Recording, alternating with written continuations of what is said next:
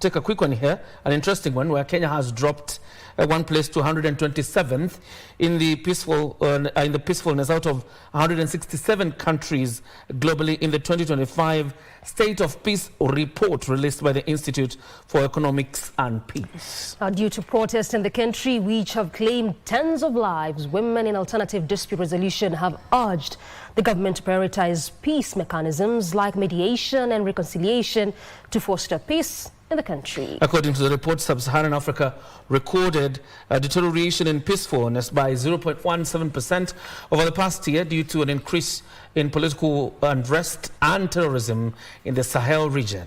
Kasichana Masha tells us more. Institute for Economic Peace released the 19th edition of the Global Peace Index, which ranks 163 countries according to their level of peacefulness measured in 3 domains: the level of societal safety and security, the extent of ongoing domestic and international conflict, and the degree of militarization. Globally, Iceland was ranked as the most peaceful country, a position it has held since 2008, where Russia, for the first time in history, emerged as the least peaceful country. In Sub-Saharan Africa, Mauritius is the most peaceful country,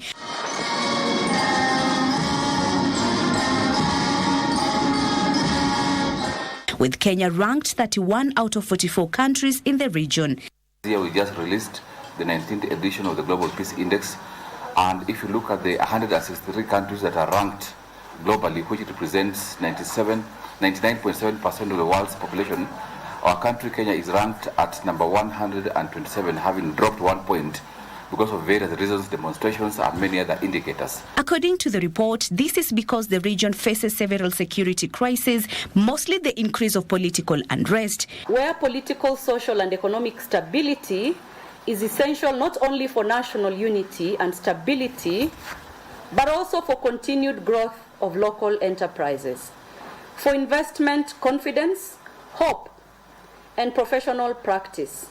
Kenya must position itself as a beacon of peace and justice in East Africa and the larger continent of Africa, leading not only in professional competence and economic strength, but in how it manages dissent and conflict. In light of recent protests in different parts of the country, women in alternative dispute resolution have urged the public and government to prioritize amicable dispute mechanisms. Hostility and violence over constructive dialogue, we all lose. Kenyans and its beloved Kenya loses.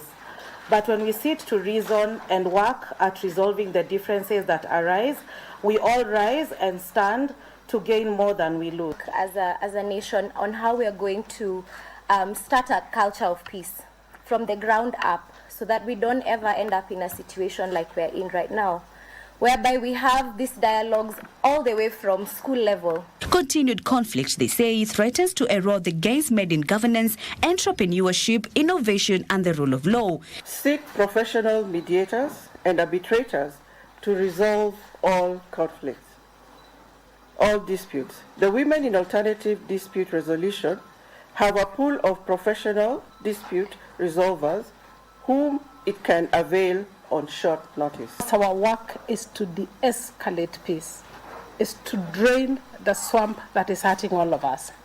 If any part of your body is hurt, the entire body is hurt. So we are not apportioning blame.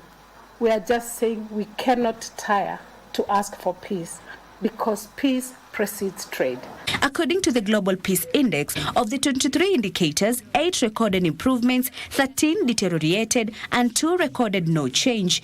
Militarization and ongoing conflicts domains deteriorated, while safety and security domain recorded a slight improvement. Overall, despite the deterioration of peacefulness globally, perceptions of criminality and homicide rate continued a long-running trend of improvement. Kasichana Masha, Prime Edition.